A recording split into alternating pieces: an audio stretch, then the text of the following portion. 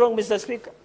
And you have to appreciate, and I want to challenge the House leadership and SBC where you sit as the chair, that, Mr. Speaker, I am aware that there are a number of legislations from this House that are being strategically frustrated by the National Assembly because they fear to implement the Constitution, Mr. Speaker. Looking at the amendment of the regulations, in 2013, the Senate was not supposed to be part because we were never in existence.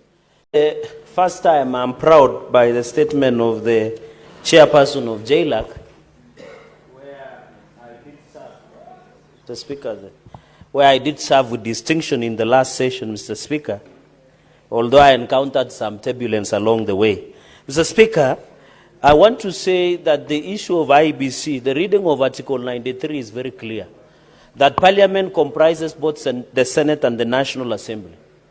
Mr. Speaker, sorry, the issue, and I was shocked, Mr. Speaker, yesterday when the National Assembly gave notice for public to submit memoranda to the National Assembly Jailer Committee.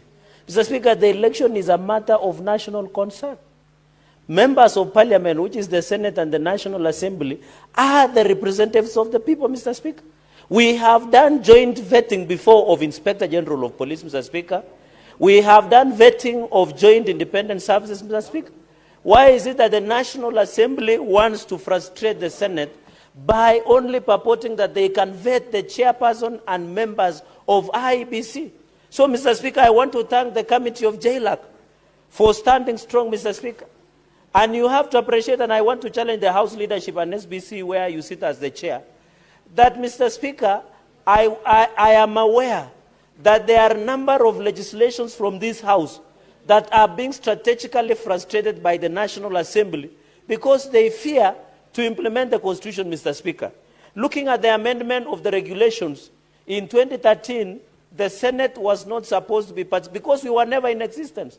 So after 2013, when the Senate came into force and reading of Article 93, the role of vetting of IEBC should be a joint committee of the Senate JLAC and the National Assembly JLAC, Mr. Speaker.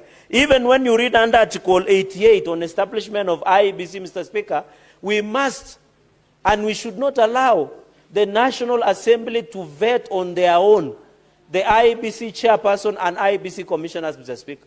Mr. Speaker, we are not short of weapons to use to ensure that the voice of the Senate, which is the voice of the people, can be heard, Mr. Speaker.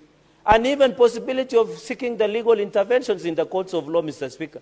So I want to agree with the Committee of the JLAC and say kudos for the good job. Mr. Speaker, we have been taken far too long for a ride by the National Assembly. We are also elected by Kenyans. More so, we cover more, Mr. Speaker, in this country. And therefore, the issue of IEBC concerns both houses and Kenyans as alike, Mr. Speaker. And therefore, I hope the National Assembly must withdraw the notice that they have issued in public for memorandum to be submitted until we jointly agree as the House, Mr. Speaker, so that we can do vetting of IEBC chairperson and commissioners, knowing the urgency of the matter, Mr. Speaker. In conclusion, Mr. Speaker, on the issue of ICT, thank you. Senator Osotsi. Thank you, Mr. Speaker. Mr. Speaker, let me also join in making comments on the statement